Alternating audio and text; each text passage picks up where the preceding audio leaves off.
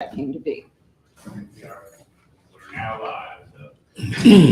Now we got quorums, now we're good. Okay. I'm also going to suggest, while I appreciate these being delivered, I think we should just come and pick them up. If we would like a copy, I don't see a need. I don't try to. need one delivered. Yeah, I don't think you need to figure out where our mailboxes are.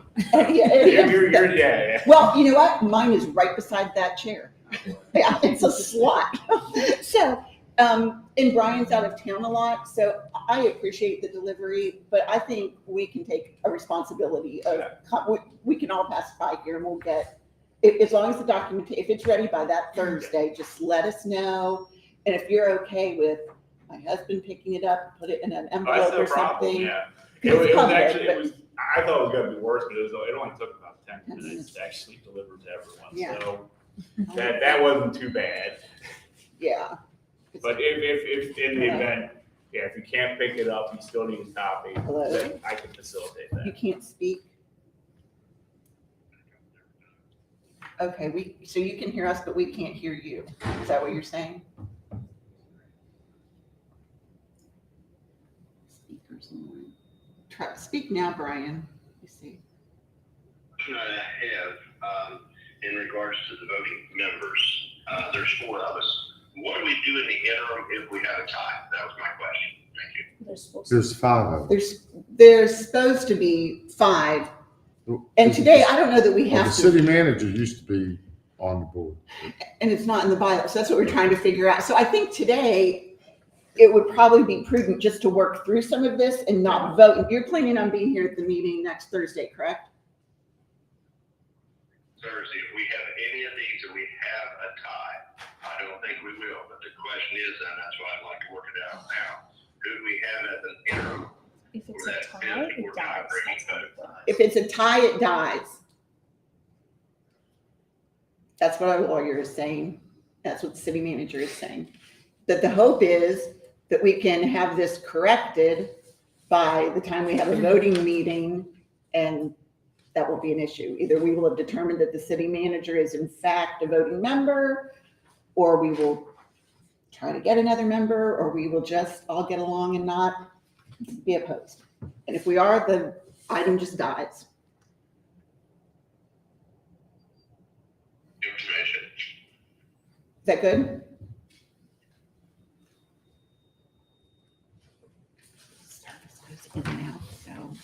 Okay, so with the materials presented, we have the bylaws and the current second amended bylaws.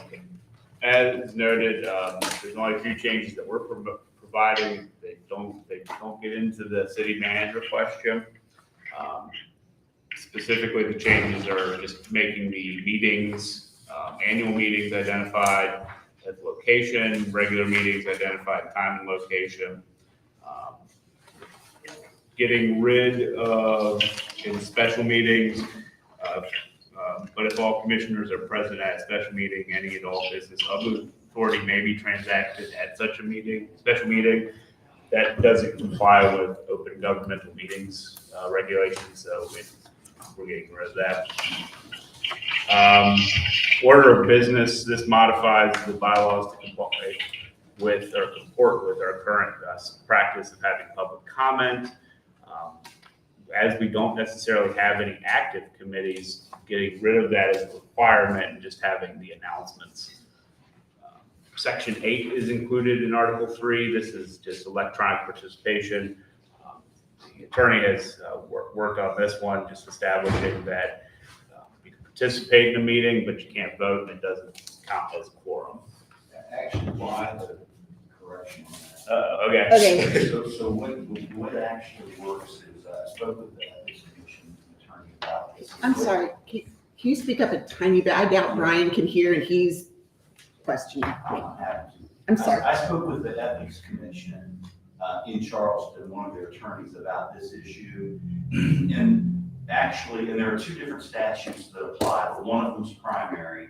And it seemed clear to me, and he agreed, that we can have remote meetings by telephone or by, whatever new technology we have with respect to Teams and Zoom and all that sort of thing. We are permitted under the statute to do that. And at least under the statute, and you can do with your bylaws what you want, but at least under the statute, attendance remotely would be a voting presence and would be a quorum presence. Again, you can change that if you want to, but you're allowed to. The one problem that we do have, the other question was whether or not we can have proxy voting. And that's not really addressed here, but I also covered that, and he agreed with me there too, that we cannot have proxy voting. So we can have remote voting, remote meetings, but not proxy voting. Can you make those amendments? We can make those amendments if you would like to maintain though that people have to be present at the meeting. We can also go with the current language. So preference of the board on this one. And I like the option of Zoom. What if we have another COVID or somebody gets delayed? I personally think being open more to technology in case there's a crisis or a snowstorm, or I understand that means we can't maybe have so much community present, but I would think it makes sense to use the technology. I don't know. So could you maybe word it like, we want in-person meetings, however, if the situation dictates, there can be telephone or online meetings? What I was going to suggest is just having the Section 8 read, electronic participation, commissioners may participate in a meeting of the authority by electronic or telephonic means. Okay. Full stop. And just take up the second part of that? Yeah. I think it might kind of meet partway too if we say if with a 24-hour notice or 48-hour notice, we would have to know to have the technology set up. If somebody wishes to participate, I mean, do you think, is that necessary or do we just? It's not necessary for the committee members. If you're gonna go fully to electronic, it should be posted the same time the agenda's posted.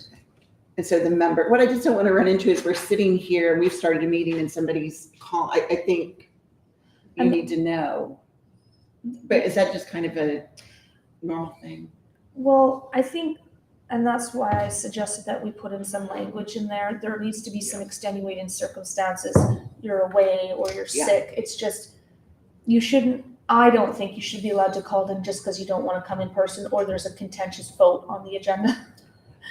So if, I'm agreeing with you. That's why I think there's got to be some kind of notice to the chair or some There needs to be notice some reason given. right. And that needs to happen before the meeting. So, It should be about, I think it should be 24 hours in advance, because if you're sick, yeah. you could get sick. If you say 40 hours, you can still get sick between Well, that and time. if you're sick, maybe you shouldn't be participating. Well, I think lots of people are invested when they sit on a board, and if they're sick, they still want to call in or Zoom in, and I think they want to serve their community, so I think we have to allow for that opportunity. Okay. Yes. 24-hour notice, is that acceptable? And then having it has to be direct communication to the chair. It's a 24-hour notice unless a health emergency. I mean, because you're right, somebody could wake up at 6 o'clock and a spouse was diagnosed with COVID and they don't want to come. And so I think I think we're all honorable. I think we would trust that if somebody's saying I'm ill and can't be here, So with 24-hour notice, the exception being a medical. Or less notice with other extenuating circumstances Yes. under direction of the chair, maybe. Yeah. That Yeah. authority resides with. Yes, and then I could let everybody, Yeah. just let everybody know so we're all on the same page. And because there have been times when somebody was sick, somebody was out of town, we wouldn't have been able to meet, but we were able to do it electronically. Thank you, lawyer Jeff. Attorney Jeff Espel. what we'll also do then is add to section 9 that will state proxy voting shall not be forbidden. I like separating that out.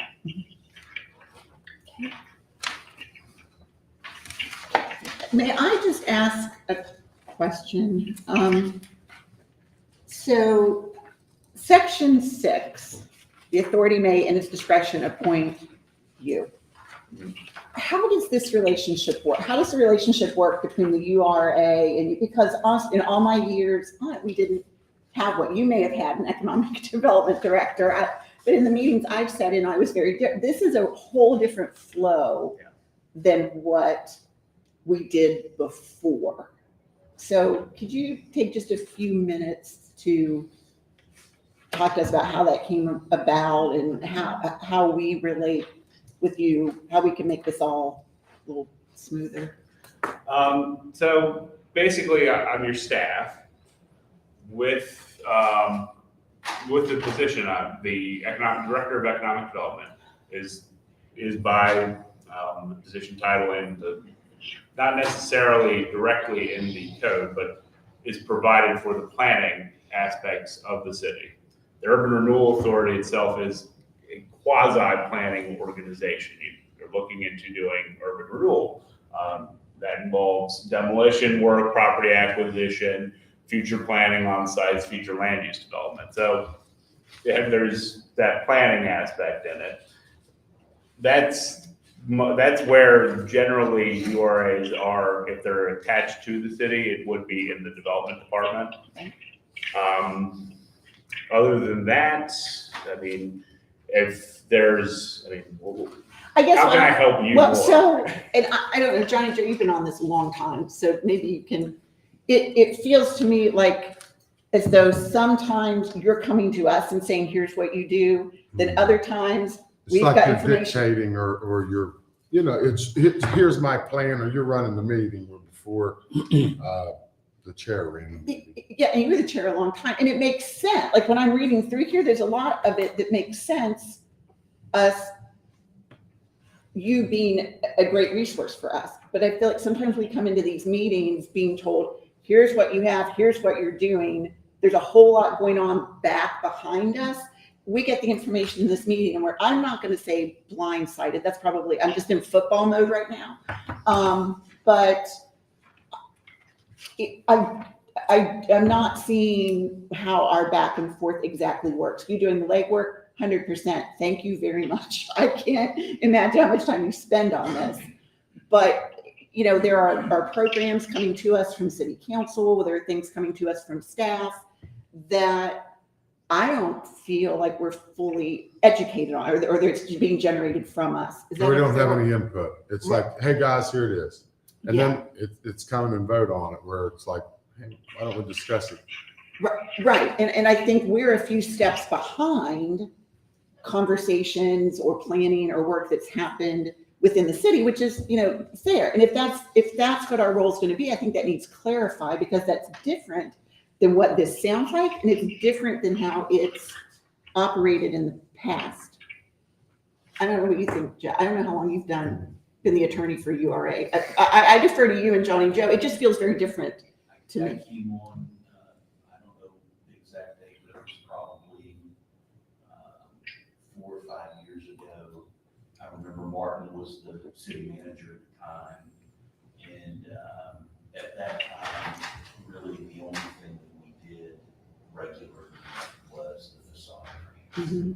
And so there wasn't a lot of other things to consider at those early meetings.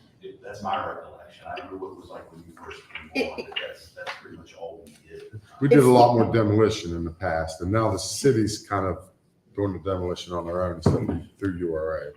Yeah, and Pre-you. the demolitions probably going to change. There's going to be some changes coming because of the land bank as well now. So I think it's going to be a bit of a learning curve for where everything belongs now, because we have that land bank. And we've applied for demolition grants as well.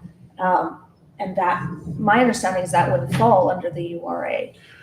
Well, it depends on how the URA operates. So with the city of Clarksburg, you're basically an instrument for the city. Yes. Other jurisdictions have them a little bit more separated, so they're acting almost as a community developer. That requires a lot of capital that we do not have. All the appropriations currently come from city council, so The URA doesn't have property itself that it manages. We could get into the capacity of that right now. I'm not quite sure. Oh, don't take me beneficial another that's- direction. Don't take But me another direction. anyway, so there's that going on. The URA as an organization, the whole purpose of a URA was for urban renewal. The idea being that there's so much fill and blight, we gotta knock these buildings down, get them into good use. Demolition in Clarksburg has been interesting. That's how I'm gonna say this politely. Having the URA be a conduit for demolition makes a lot of sense when you have to utilize eminent domain, especially as it relates to the powers that a city is allowed to utilize eminent domain. The URA has more flexibility in selling properties. It's just a better organization when having to deal with land as opposed to the city. That's the general idea of how a URA, how it came to be. Huntington went very, I wouldn't say crazy, but they went really far with their program, and that's what ended up happening, the land bank effects. And now we have land banks to also supplement URA activities or city activities. The URA is primed to be a development organization, whatever that means. But it's generally going to be targeted to blight, slum clearance, and that redevelopment.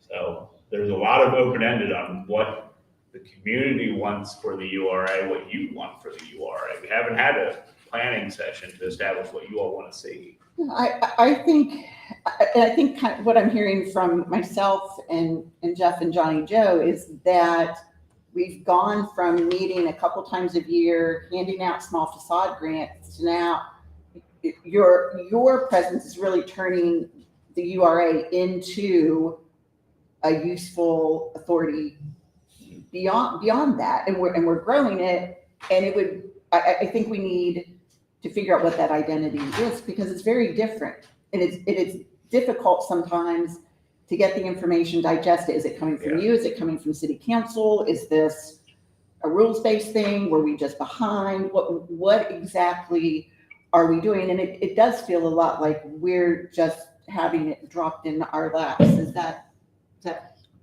We don't have much input, or you don't set the agenda. Yeah, I mean, where you fair to used be to honest. set the agenda. I was only chairman for a while, but we did a lot of Brownsfield projects too. Glen Elk, Price Cutter, they took some time. We did some other stuff beside the facades. A demolition at one time was big, then it went to the facades, and then we did some redevelopment projects. I can think of two off my head. And the URA, it hasn't necessarily been activated recently, but the URA is a conduit for a private developer to acquire additional financing, utilizing this program through the Harrison County Economic Alliance to offset fees associated with a loan. And then we used to have a write-down grant program, a loan program. Trying to think off the top of my head. We don't have, there's no revolving loan fund specifically associated with the URA, but We had some banks used to write their interest rates down for us. So as the organization has existed since my tenure, it was my understanding and the wants that I was receiving from management to have more development associated with facade grants. So that's what we've really been pushing. The more, I guess we'll go jump ahead a little bit in the agenda, the more political one that came up as a result of community conversations was the internal repairs fund. That's the idea that the internal mechanicals, the elevator, HVAC, stuff that isn't associated with the exterior facade could also receive funding. That this is just a conduit for that funding to happen. The URA can give out the money, the city council can't quite do that.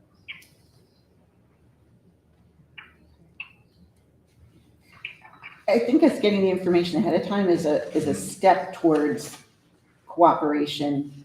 Yes, Mr. Kimball? Just as a suggestion, I'm not really sure that this meets your concern or not, but it's just a thought, is that to the extent that you see something new on the agenda that is new, and you don't feel like you have a full flavor for it, you want to explore it more. If there's no particular timing problem or deadline or whatever, on an ad hoc basis, kind of case by case, when you see those things on the agenda, you can always just decide you want to table it and do whatever you want in the interim between that meeting and whenever you're going to bring it off the table to get comfortable with the issue. So it's within your power to deal with those things on a case by case basis, unless you have a deadline. Okay. Well, and maybe even, city council, enacts a program or suggests a program, maybe Mark could then let us know, we come to city council, if they're handing over something to the URA and say, we would like the URA to do this, once they've made a decision, they could invite the URA to a work session, and we could get information about it before, because we've never tabled so much, and, as we have even the last couple months. Yeah. And I think it's from wanting to be prudent with the finances and being good stewards of that money, but it looks, and I don't really care that it looks like we don't know what we're doing, but I think we would love a little more info. Yes. 'Cause One thing I can suggest, we could have more workshops. We've discussed having these more frequently. We've just never gotten to it. Yeah. Additionally, prior, there were committees that would review applications before they were put directly on to the agenda. We could reestablish a facade grant committee to look at the applications, see if the members agree that's good to go. So I thought that was you. When you guys came in, you were code enforcement. Hey, is everything checked off? Don't give it to us if it's not checked off. Well, They forget something. Hey, man, you got an incomplete package. Don't give it to us. I think the problem we're running into with these applications, especially when they're dealing with artistic things that require renderings that aren't being provided, because for whatever reason, we're not necessarily getting the exact information that would be prudent for your review.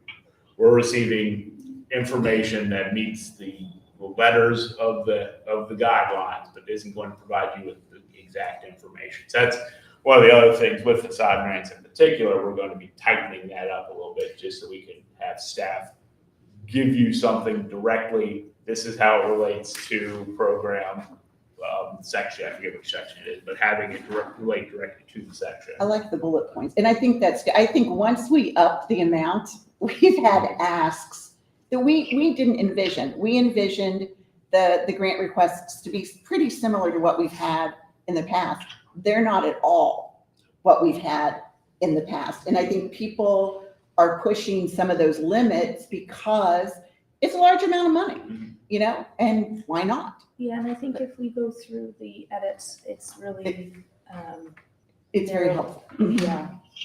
I don't think it would be a bad idea while we're in this phase of it, if there's somebody willing to sit down with you before it's published, like when we receive, I don't think it's a bad idea for a little while to go through those applications. I think that would save some of the discussion and frustration of the applicants, if that's allowed. I assume the review's allowed, since that's I would caution against that. okay. Yeah, because they were always reviewed for completeness. So sorry, Brian, go ahead. No, I did not hear what the response by the city manager was.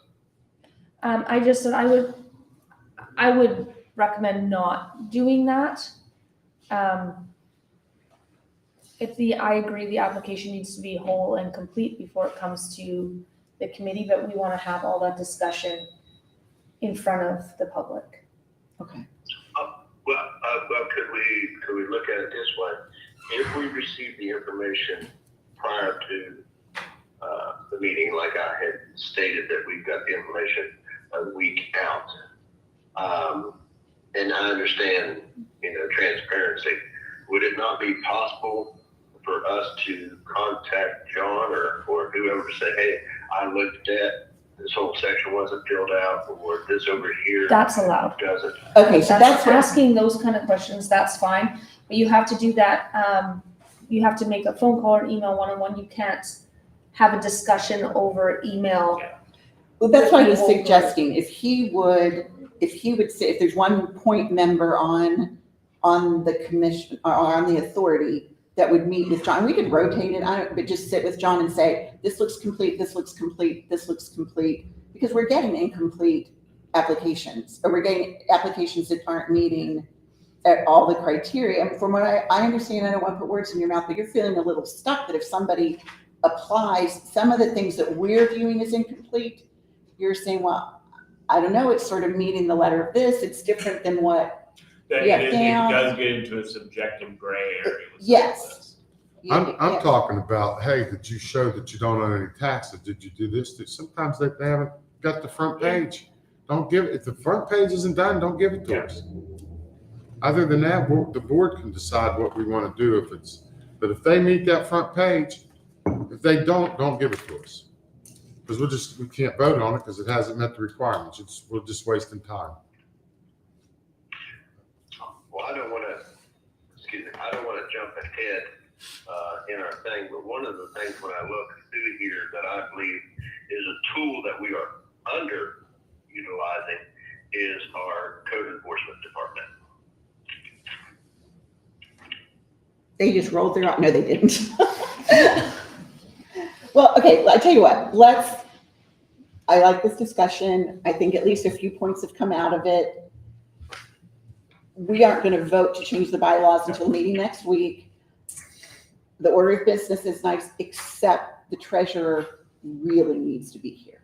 She was always here before. She is, or a representative. Yeah. Somebody from that office. And getting the reports, that the financial, what's owed, and we still don't know what's URA money and what's owed to the city on demolition. But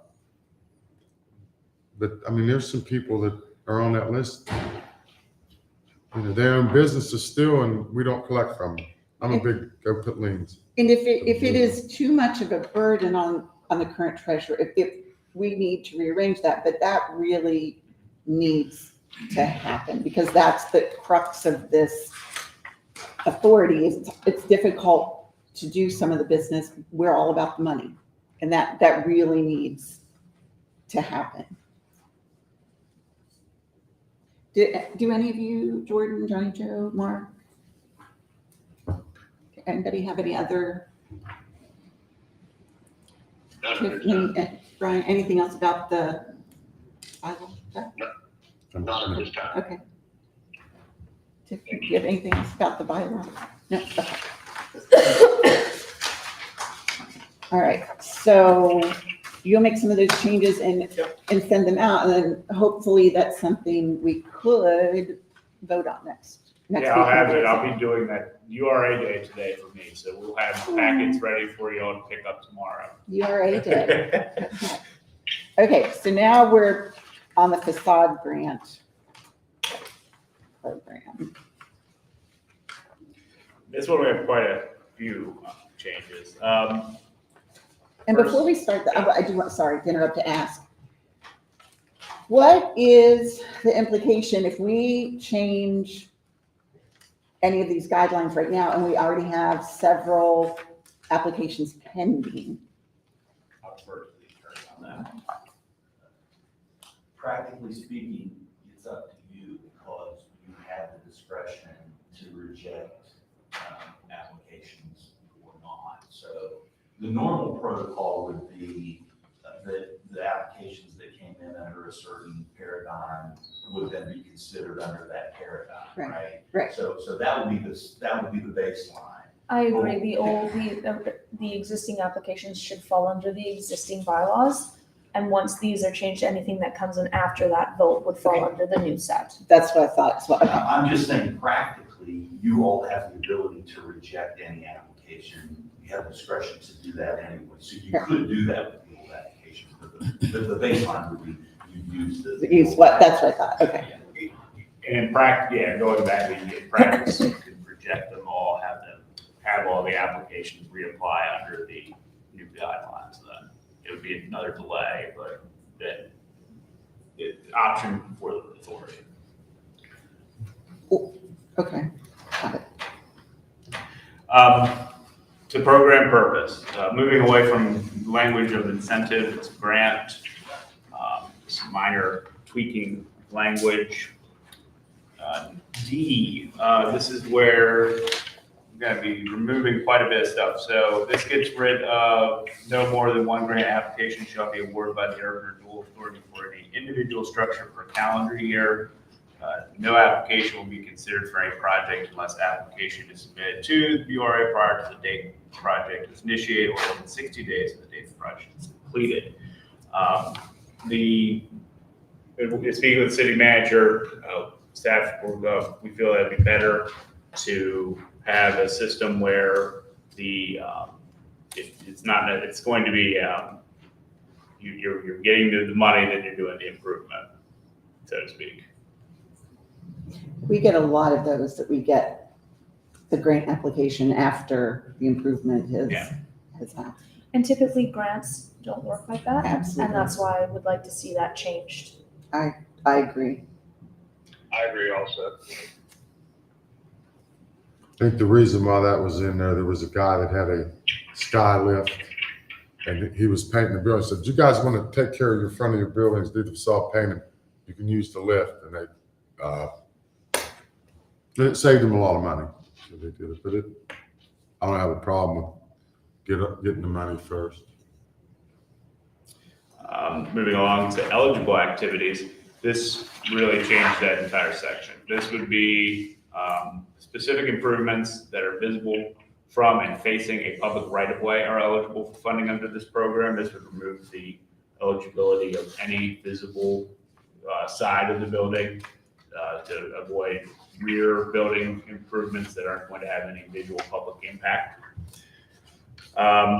The first one is highlighted. This is cleaning facade material in preparation for additional improvement.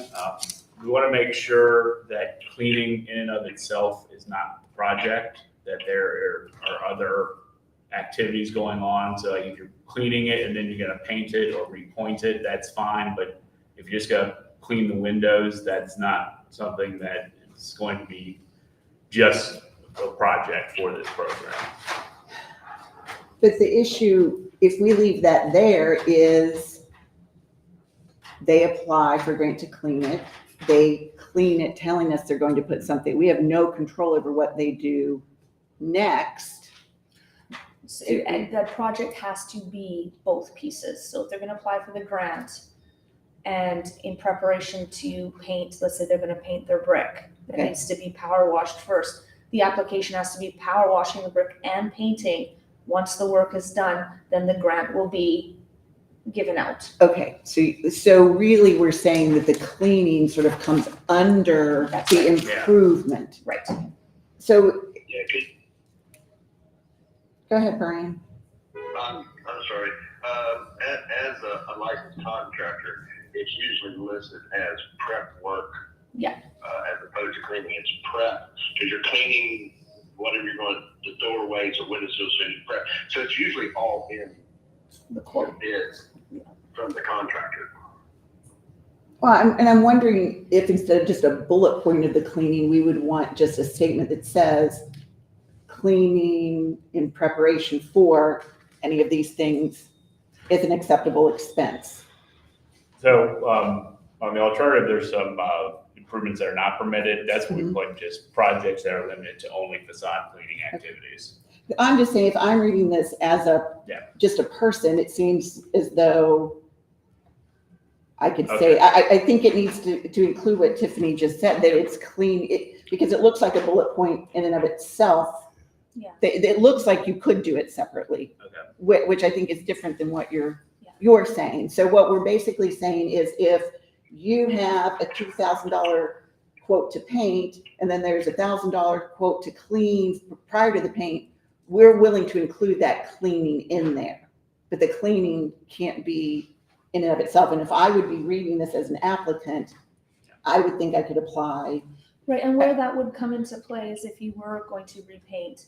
A lot of time, like Brian said, if you're that would be included in your quote, but a lot of times if you piece that out, you can actually save some money, right? Right. So some people might like to hire someone else to do the cleaning and someone else to do the painting, Mhm. which I believe we should allow if that's what you would like to do.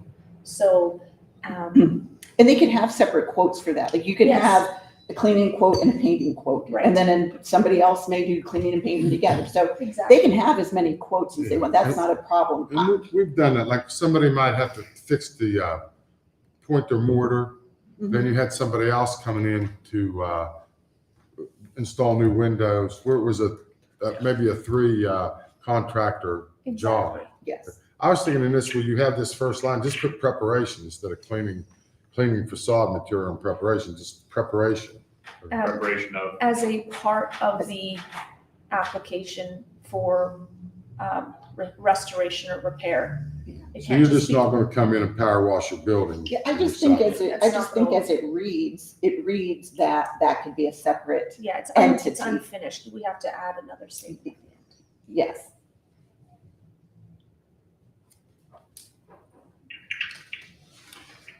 going down the list, repairing street facing facade siding material, repairing, painting, painting window trim, replacing window glazing, repointing of brick and block mortar, repairing exterior doors, doorways, posts, and lintel, and that includes painting and installation of exterior lighting attached to the facade, installation of mounted or projected signage attached to the facade, visible architectural or decorative building features, including integrated security features. Question, Yes. what about window decals? It's part of a sign, it's attached, that would have passed before. Yeah, I mean, we would traditionally treat that as signage That's what for I a building permit. Okay.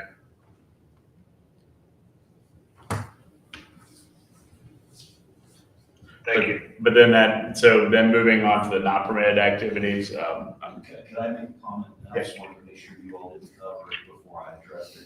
On that section, the only suggestion that I would make, if you go down the list of the bullet points, it may seem a little nitpicky, but it's not necessarily clear in all cases that it contemplates the cost of the material. So just as one example, when you say installation of exterior lighting attached to the facade, it's not clear that the cost of the lighting is included. So I thought you might want to We can add consider, that. because I don't know what you want, but if you want, if We you do. intend as we have, the That's a- cost will be included. You might want to Well, and find it. That's a good point that we add that language in there. I think that's sort of what I'm saying with the cleaning even, that we have a section that says these things may include okay, preparing the materials, the labor. I have a suggestion if you want it. You can just put it in the open line. Yes. It presently reads the following improvements. You could say the cost of labor and materials for the following improvements, and then that would make it. Cost of labor, materials, preparation.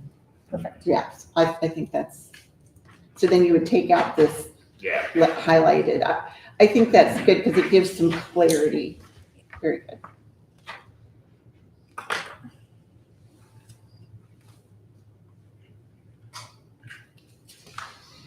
And so then on to the non-permitted improvements, those would be security cameras, public art, projects that are limited to only facade cleaning activities.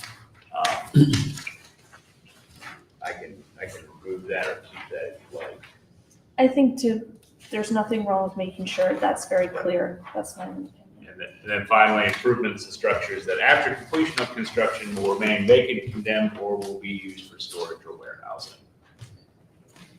And I don't, because you say on here, the signage has to be attached to the facade. I was thinking about, I was reading the other day, do we need to put under what's not permitted, any structure not attached to, because we've had some signs and things. I mean, that may just, because people may envision something that's not a piece of the building as an improvement to the overall area, especially if they've got some grass or some area. And it's kind of double explaining it, but might be helpful because we've had that come up. So I can put structures are improvements that are not attached to the physical building or physical facade.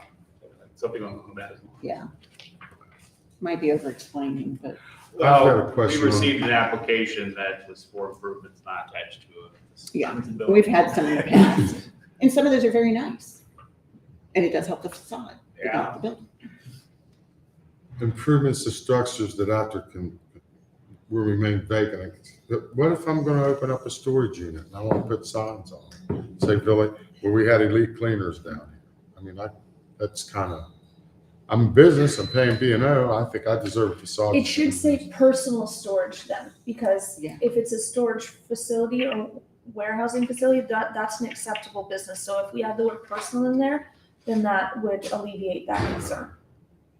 Well, so maybe, or will be used for, or will be used for personal storage or warehousing, not associated, well, no. Yeah. There's gonna need to be some change there because he's right. What was your goal for If putting it- that in there, John?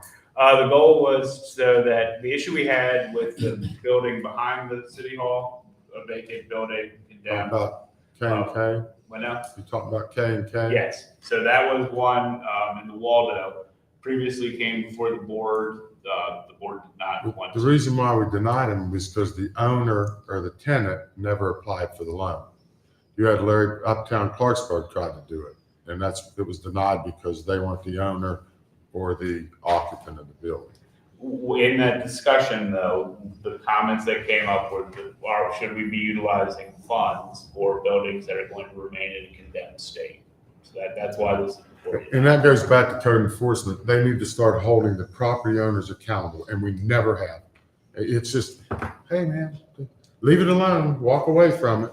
No, go put liens on their house, and that'll stop that. Because when they go to borrow money, they're not going to get it with a lien. We have not been active in protecting the city's assets. Well, I think sort of what you're saying is we don't want, It has to be. it has to be an active, that's what I was trying, it's active business that has the potential for serving the public. We don't want to just pay for somebody's warehouse for the business that they have. So I think it serves the public, however you can put that word, that's Like nice. if someone has a mechanic shop and then they have another storage facility down the road where they're storing just tires and that's all that's there.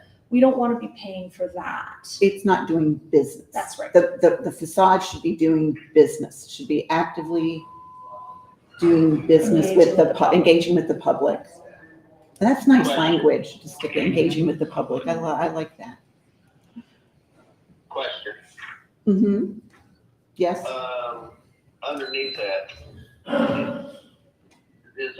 would we also put in there nonprofits? Yes, 'Cause that so was a discussion before. we had that discussion last meeting and I agree with that the businesses who should be eligible for these grants have to be a for-profit organization. So we can make that language, like making sure it's LLCs as corporations. Well, and that needs to go under eligibility B&O as well. That would be something. Do you want to have it specific? We could have it as saying those businesses that the city collects B&O tax or sales tax. But it would still have. A nonprofit would collect sales tax if they were selling something, B&O. Something like that. And Yeah. if But you that's where we're classify it as going a in the weeds. for-profit, you cover Yeah. all your bases. Okay, so, yeah, we'll include some additional language then for eligibility of applicants to ensure that it's going to be either an individual or, so even if it's the individual, they're going to be doing it for profit. So making Right. sure that it's a for-profit venture.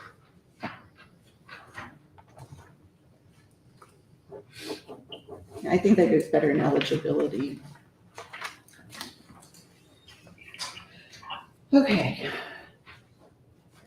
Moving forward then, section G, this changes the grant equations quite a bit. This would be, so first, the maximum grant amount per application for facade restoration and or rehabilitation shall be 90% of the total cost of the project to a maximum grant amount of $5,000 for applications from owners who have owned the subject structure for less than 2 calendar years prior to submittal. So that's the first one. The second one is a 50-50 for $5,000 for those owners who have owned the subject structure for more than 2 years, but less than 10 years. And then 3, the maximum grant amount per application for facade restoration for tenants is the 90%, but it's a $2,000 max. Question. Go ahead. Why are we doing under G number 1 and number 2? We go to 90 down to 50. So if you have a business in Clarksburg, a building owner in Clarksburg had a business that was in there, and for whatever reason they leave, why would that, for lack of a better term, penalize the building owner? But if you've been there for less than 2 years, you can come in and get 90. I think if you're going to do that, it has to be the same. And what happens if I have a building that is more than 10 years? Are they automatically disqualified if you've owned a building for more than 10 years? Why are we putting that Yeah. in there? So A grant should be a grant. Here's the money, because, and the other thing is too, so if you just bought a building, you can qualify for 90% of the $5,000. But if you have a building and you've lost a long-term client, tenant, then it kind of looks like you're being penalized. So this is just a jumping off point, but we could change the language to take it out from owners to more, to have the language more specific to businesses instead. So it's not based on ownership, it's based on the business itself. And I like that idea, given some of the complications we're having with these. I think the intention was to get new businesses, help new businesses, encourage. That's not what's been happening. And that's why we changed it to that way, because Yeah. that was my understanding. It's the intent to begin with for the URA was to bring new businesses into downtown. So it's not trying to penalize anybody, but trying to align with the overall objective, which was if you're coming in your first 2 years, you're new within 24 months, then there's more of a grant cost, full grant available to you. But if that's not the objective of the board now, or the URA, that can change to whatever the board would want. I like the I think when we kept talking, the objective really is more about the business, is that we're wanting these storefronts used and we're wanting new businesses to come in. And we volleyed back and forth about building owner, business owner. And Brian, Jordan, Johnny Joe, I Mark. think it lets you, when it was owner, tenant, it gave him more money. And are we trying to limit one entity getting more than, coming in every year for a grant? So by removing the language that you can only get one grant per year per structure, a tenant and a building owner would be able to apply. In that sense, Or multiple tenants exactly. and a building owner. So that's why this has changed the language the way it's changed. So the goal would be then with the you have like $2,000 you gotta get signage out of that. Yeah. It's going to be more associated with the direct need of the tenant for what they need as opposed to what the building needs.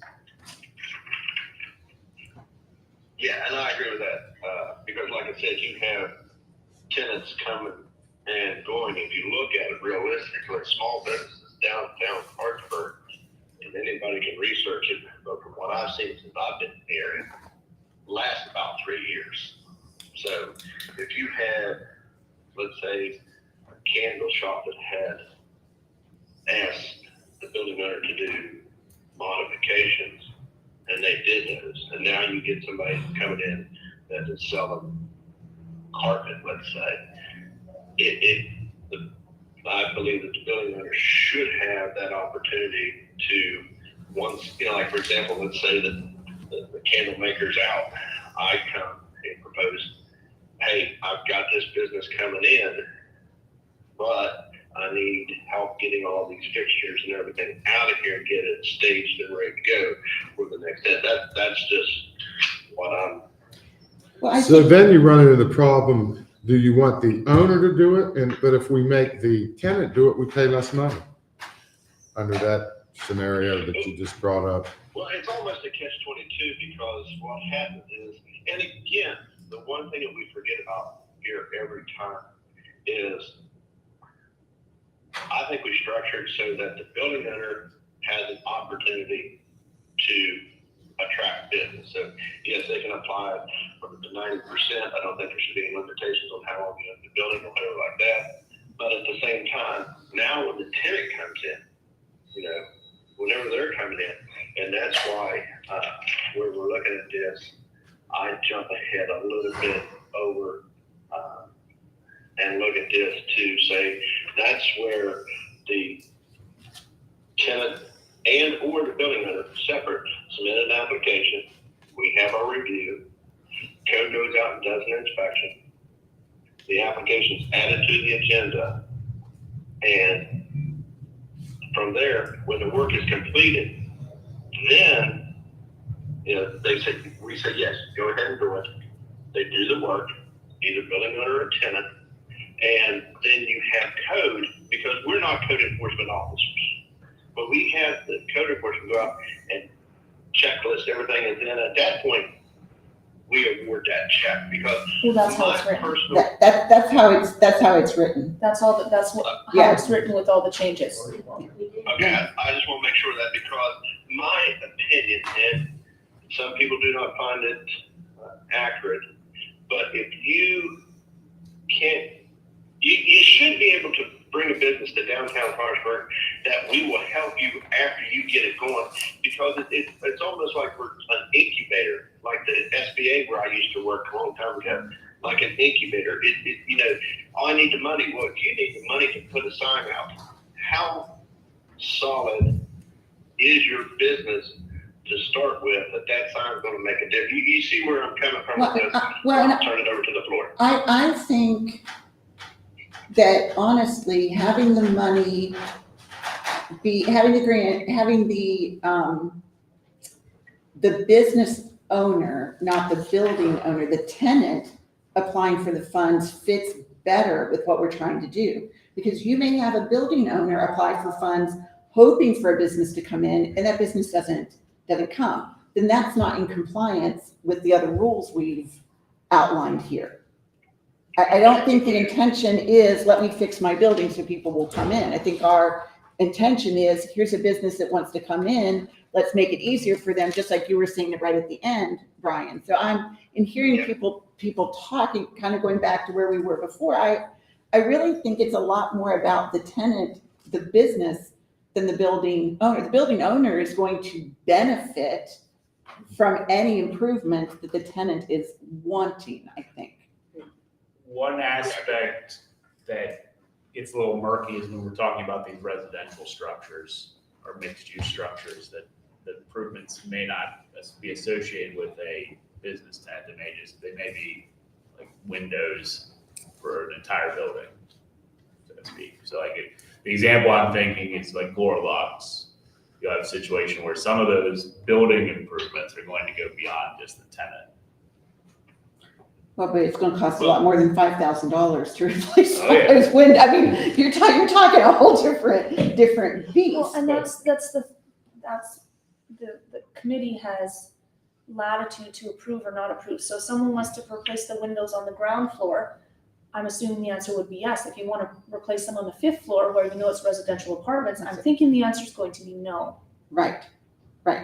And what are we going to do when a guy comes in, if you own 10 apartments, and said, I'm painting the facade, I'm painting the front of the house and the sides of building C. They got a business, they pay B&O. Well, we are not, I think what we have found in the last year and a half since this, our tweaking of this, there's no way we're going to make everybody happy. We are offering funding, and people are hungry for funding. And they're going to ask, and people are naturally going to push limits. They're going to want to shape this to fit their need. And we can't possibly do that. I think and that's what we were trying to do in 2022 when we made this. I think we have to know our identity. And what is our identity? Our identity is we would like more business coming in. We would like to be a positive resource for new businesses. And this is a way we could do it. And that really seems to be tenant focused. And I would love for us to be able to wrap up by 9:30 because I know we all have life and jobs. So I think to your question, you create the bylaws that is gonna work what you think is best for the program, but there's always gonna be one-offs that are not gonna work. And that's when the board has to use their judgment on whether to approve or not approve an application. Even if the building is commercial and retail and residential, if they're gonna paint it, it is gonna benefit the residential, but it's also gonna benefit the business portion of it.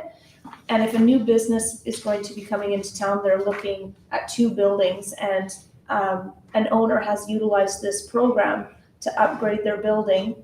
That tenant may choose that building because it's been upgraded, it fits their needs, and then the program has done its job, is how I look at it. So the Palace building, let's say if that was a for-profit entity and it's residential, we would still cover that. There has to be some retail or commercial in it.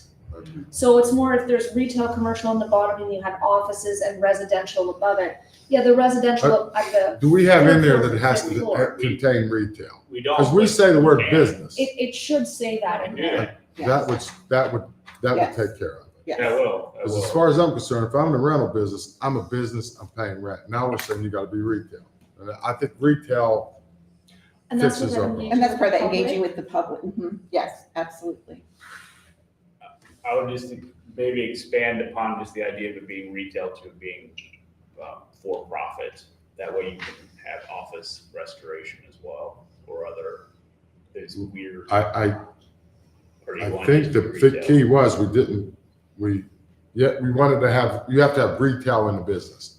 Somewhere it's gotta be retail, not just a housing development. Well, and if you could use the language the other way where you exclude residential. There we go. I think that's better because if you look at, attorneys or banks, they're not considered retail as such, but they are engaging in the public and they are paying taxes and that's what is a lot downtown too. So I think it's an exclusion statement. Does that fit what you, Yeah. will that work? Not residential. We can write something into this for that. With regards then, so for the grant amounts, the big change was the percentage going to a 90-10 and lower amounts what's the consensus from the board on those issues? My opinion is to leave them both at 90 and the tenant at 2,000. I like that. Maybe even $2,500 because of the fact of building materials in COVID, and I've been involved with some construction projects outside of the state, West Virginia, wherever. Building materials are still high, and there's no foreseeable return of those. When I say high, I'm talking 20, 40, and in some applications, 60% higher than pre-COVID. So is that our problem? Not really, but when you're trying to do something, I think maybe 2,500 might help a little bit, then we can revisit it lower. Or ourselves, if we set it at 2,500 or even somewhere in that range, we as a board, again, like Amy said, and the city manager has stated, we can go in there, correct me if I'm wrong, and say, well, we'll give you $1,475. However, in public meetings, people have not been willing to do that on this authority. And I understand Well, why. then we have to move towards that. I think we do. I'm just so stuck on the tenant versus owner because we have owners who also do construction. And a couple of the more successful ones, facade grant projects, have been a tenant applying for facade improvement, and then the building owner was doing the work. It kind of benefits both. Again, that's where we have to step up and say, what I call the pre-meeting, we look at that, and then we have John kick it back and say, hey, I know you own company A, you own the subsidiary company B, but B can't be doing, you need to get us at least another quote or something like that. Well, I don't know that I necessarily mind in some situations. I think they can't do it for their own business. What John's gonna. What I would recommend, we can include in section H, the application process, just that staff will review the quotes to ensure that, well, how do I put that, not stringing, but it would be to provide the information to the board in making sure that we're providing you the information of who is doing the work in terms of association. If the owner did the work himself, we never did pay for that. Well, currently we do permit the materials, But Yeah. the the labor, labor. Yeah. I suggest just do it $5,000 at 50-50. Everybody's got skin in the game. Right. 50-50. Hey, the city's here, man. We're your partner. You pay half, we'll pay half. Just leave it at 50-50 at 5,000 instead of. No. And then if you want the tenant, if the tenant wants to invest and the building owner wants to invest, that's great. I mean, do you want to limit it or? And that puts you basically at 10,000 project. To me, most people who own a building and are using it for the public, they have an additional business. They can be their own tenant. And what we've run into is somebody who owns the building and running the business, are they the tenant or are they the owner? I almost am saying I'm thinking I would like the applications to be from the business, the person that is being the retail, the entity that is engaging with the public. I almost think that's cleaner. We're getting For which application, which one? just in general, that being what our application is, that if you are a tenant and you are having a business, so if you've already been maintaining a business, or if you're a new business, you can get this amount. Because we're having people who are owning buildings and also running the business, and that's a lot of cases. I would rather they apply on behalf of themselves as a business than the structure owner.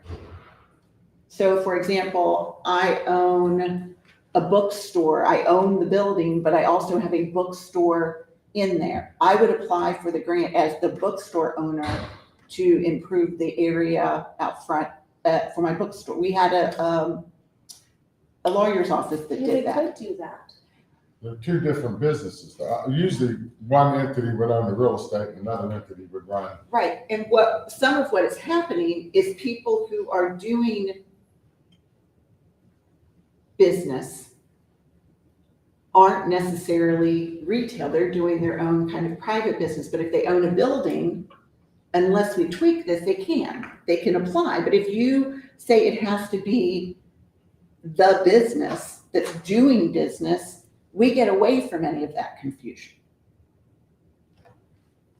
Well, the question is, with John saying 50% across the board, so 50% of a grant up to $5,000 is only $2,500. No, we'll give 90% 5,000. is $4,500. You'll receive if you invest 10,000, we're going to pay half. If you invest 5,000 is our max. If you invest 100, we're going to give you 5. So you look skeevy about what I was saying, and I want to know what you think. I think that presents some challenges, is what it is. So I think you could add that in there, but you also have to allow for the building owner who doesn't have a business to also apply, that just has tenants. Like it has to include both,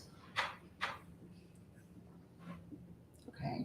right? So that they could get two. Not so they can get to, but let's say you have a building and it's full of retail, but the building owner doesn't actually have anything in there. They only lease out to people. Right. So that building owner who wants to do a facade improvement should still be able to apply. But in the same token, what you said, if someone owns a building and they are a tenant, they're their own tenant, they should also be able to apply. So both should apply in this program. Clarksburg And Beauty we have the right Academy. to, and we have the Do right to define. Clarksburg it. Beauty Academy. All Canada's own Right. building. I don't know what company name, but, and they also own the retail, which is their beauty academy. But they're in the building and the business, so what we would just give them 1 grant or 2 if they apply. Well, we don't want to make the scope of this program too narrow. And I see mine would be too narrow. I think if it's an investment, who cares? I don't know. If they want to put 20,000 in to get Ken from them, the owner and the tenant, great. They've invested in our You're town. saying we need to change this number though, then? So you're saying we want to give out a max of 5,000? Or we could do 10. We have it now 10, but we haven't been I- funded. 10's So let's too do much. 5. So I agree with you that 10's too much. I agree with the 5, but then this language is going to have to change. Just, So if we will give up to a max of 5,000, then that could be 50%, or no matter what the cost is, if it's 30,000, our max is 5,000. Correct. Right. 50% up to That's what it is. $5,000. And what Brian is saying, we're not going to have any years on here at all. Basically, as we go back to We pretty just much strike number the one. old language. But changing the numbers. Yeah, and the amount. we can do that. But we keep number 3 at 90, and the suggestion was 2,500. I like that. That's for the The sign. Tenants. Signage. And do you want to make that specific then? So as it is now, it says it's for the tenant, right? Yeah, that's for a tenant, and I agree with that. And the reason I agree with a tenant is because $2,500 doesn't sound like a whole bunch, but if you're in a new business and you have to, your budget is, you have $2,500, do you want to put it into signage or advertising? If we pay 90%, that gives a lot of money for them for advertising to drive customers to their store. To someone starting out, to me, that's a big deal. I agree. Correct. So basically, we will have a 1, And a 2. 2, and then a 4. Yeah. 1, 2, and 4. All right. Are we 1, 2, and 3? Yes. Moving forward, One question, do you think you need, I'm just suggesting or asking, do you think you need or want some language in there about the combination of owner and a tenant application, whether that is or is not? I do think we need to, and I think we should leave that with John, but I do think we need to give some sort of explanation about that. Either way, it just might be good to cover it. Then there's, those questions will be answered in the bylaw when the public is here ahead of time.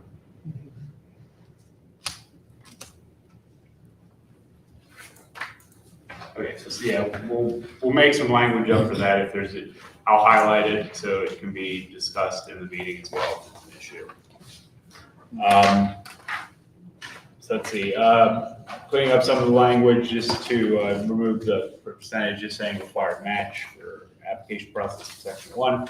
For number 2, additional information and physical property inspection may be requested from the applicants. This number 3 is completely stricken. The idea is, the practice has been that we haven't had committees that have been reviewing the applications. This is something that's what I brought up. We could bring that back, but That was a problem. Nobody was, they were just coming to us and they were incomplete. Because nobody was looking.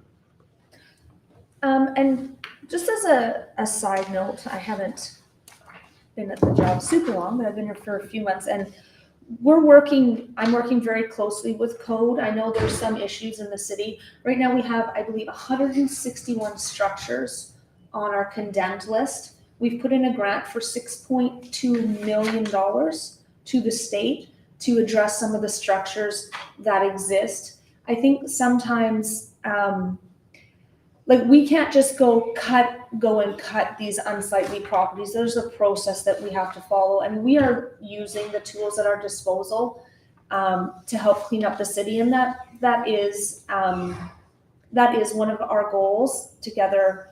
Myself and code is to clean up the city. One of my goals is also not to come down with an iron fist. I tend to take more of a restorative approach with the public and see if we can work with them and code can work with them to fix their property. And if not, then we take those steps. But we have identified that there is issues in the city, and we're working towards getting the city cleaned up. Even small things like the garbage ordinance that council put through. All of those little pieces will help make the city more beautiful and create pride in the community. So I just want to let everybody know that we are working on that, and I'm working with code to make those improvements. And I think we're slowly making progress. And I'm really hoping that we get this demolition grant and we can start taking care of some of these derelict properties that exist. I'm very grateful that the state has put that program in place. But it is going to take some time. So I would ask that the public have a little bit of understanding and patience, but understanding that is an issue and we're working towards rectifying. If they know you have a plan, I think it puts it at ease. But when we live in our neighborhoods, we have to restore our neighborhoods. Yes, I Because agree. we rather feel Yes, safe. yes. And if we know you have a plan, but nobody's ever said a plan before. But now Yes. that you say this is what I'm going to do, and this is the stages, great. But you're addressing it. So. Thank you. Kathy? I see, okay, I know. We have been working with a lot of the condemned properties, with the owners, and we're actually getting some done. Like, we have uncondemned 5 houses in 5 months. I am currently still working with 5 people right now that had extensive damage done to their homes. Some of them are brand new owners. So, we're working with them, giving them a list of everything they have to do, trying to help them out with whatever way we can, with getting the materials, whatever. You know, there's certain places they can go for discounted materials and stuff like that. Making sure they're giving us the plan of action, making sure they're getting their permits, making sure they're getting their entry letters. But we have successfully done 5 houses in 5 months. So, but like I said, I've got 5 more that the damage was extensive. These are brand new owners coming in, buying these properties, working on them, and the work I'm seeing done on these properties is amazing. I mean, they're starting to get it done, but they're just ordinary people coming in and buying them. They're not the big hotshot people that's got all this money, whatever, but they're coming in, they're working on it, and then eventually gonna be moving into these houses. And it's a great suggestion to come out and let the public know. So I will be talking to our communications employee about getting that out on social media and in our newsletter to explain the process that we're embarking on to beautify and clean up the city and just continue to make Clarksburg a great place to live and work. And I think it's wonderful, Kathy, what you're saying, that people are investing. These are people, not businesses, not Yeah, companies. They You're just can't invest like all at one shot. We give them, month-to-month things where they do so much each month. We come, we inspect it to make sure that the work is getting done. And then we come back the next month, then we come back, every month we come back, we inspect to make sure whatever they said that they were gonna do that month is accomplished. Well, and I can't tell you how many projects at my house my husband's been working on for years. So I think we do need to have some grace and appreciate these are people with jobs, maybe kids or older, and resources are slow. They don't always control the pace, but knowing that. We have to make sure, though, when a condemned property gets transferred, that the recipient has the financial ability to complete the project. Yeah. Because otherwise, I'm going to take a guy off the street, hey, man, you're going to buy this for $500 and here's $100 in your pocket. And then you have somebody with no assets that has this building, and the city's gonna end up tearing it down and Right. never receive. And we it. also have the land bank that's been created, so, and that process is gonna take a little bit to get up and running, but that should help alleviate some of the issues as well. So there's a lot going on, so appreciate the comments too, just so I can explain what we're actually doing to rectify that in the city. Yeah. Awesome. Thank you. We're at 9:30. So just moving ahead real quick, the funding amounts have changed, just changing some of the language, just to make it a little clearer. The big one then is number 6, that's completely removed. The idea being that you're supposed to be doing the improvement after receiving the grant. Code enforcement's got to be reviewing the building department already. Right. Then, with the other language change, there's going to be potential additional inspections associated with the grant agreement. So that's why that language is struck. The final one is that just changing final payment, because it's going to be the payment. The payment, I think that's, And then all work on a project must be commenced and completed within 120 days. And they always still have the option to come ask for written extensions. So those are the changes that we provided. We can, after today's discussion, put these into the mix. I will get them out for review tomorrow, and we'll have these ready for pickup. On number 3, on page 5, the application process where it says the URA will evaluate each grant application will advise the applicant of his decision on the application. The URA reserves the right to approve or disapprove each application and funding award amounts. I think that's unclear. It leaves a question open as to whether you all can do a partial approval. Okay. So I think you should insert some language that you can approve in full or in part or disapprove. I think that's perfect. That's, because you're right, because people we've not done it, they've not understood, so I think that's, Yeah, there will be occasions where you want to give some of the money, but not all of the requests. Yeah. You're clearly going to do that. After today's comment, I've given a lot of direction today, and I appreciate this. What we're going to be able to do, knowing that's more business driven, with the intent now from this authority is, I think we can, as staff, provide you with recommendations for partial awards based on the discussion we've had today.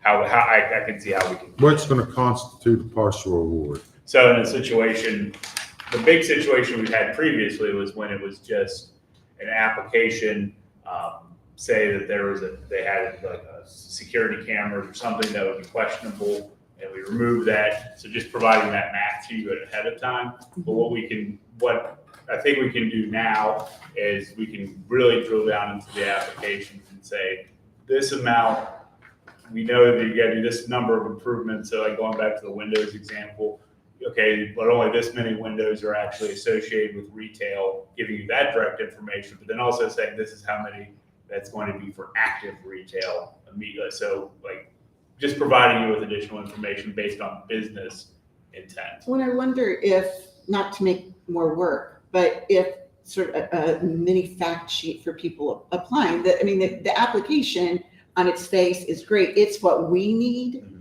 I'm not sure people who pick it up understand fully limitations or what. So I don't know if they just come in the office, somebody hands them an application. If there's a little checklist of you can do this, this, this, and this, but not that. So they know when they're filling out. So they can shape their expectations to be more in line with ours. And so in particular, the city manager requested my presence more in the community. So I go out to businesses, give them the packet. And that's something we can include with these changes, like get that really something more visual to help, because it is an application right now. It's not too great. Yeah, and it's easy for us to go through check. But if I'm an applicant, I'm just thinking I can do what I need.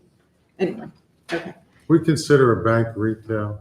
I'm just wondering, we have a lot of empty offices. The way our downtown's gonna grow is when we fill up the offices. That's what we were saying. That's why he's gonna put the language in there that would count. So it's not Because just we talked retail, about but rental, okay. that they engage with the public, Okay. that business engages, that's a good question. It's not just residential.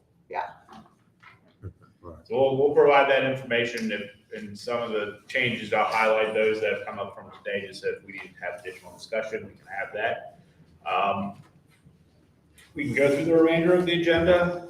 The big ones though. I'm really okay, just, I've got patients Yeah. waiting, not to be whatever, but. No, we just adjourn the I table, actually we think can this finish is this good. another time. Yeah, I think we really got to the meat. I think it would be good for us, maybe if just every other month we have a work session for now, since we're getting so big and doing so much. I think this was really helpful to be able to just sit and talk through what we want to do. Thank you for having extra items, No problem. but we bent your Yeah, ear we could- quite a bit.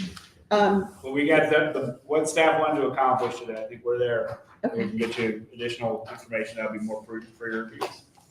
Yes, and if you have information that you were wanting us to consider, I know there's not really in the packet of side law or that internal repair fund. If there's just, information for us to read or what you want to give us, you can put that in the Yeah. packet. It doesn't even have to be on that agenda. So in these packets that we're getting ahead of time, can even be information for discussion, but maybe even not acting on in our meetings if we need That to. side lot program, I really don't have an idea what's going on. I missed the last meeting. Yeah, so we could put it on there as discussion, but not voting items if we need to. I think that would be helpful if we could allot a little bit of time in our regular Okay. meetings for that even. A new business, maybe we could call it. I make a motion, we adjourn. I'll second. All in favor? Aye. Aye. Okay, thank See you, you, Brian. everybody. Thank you, Mr. Payne. And one more.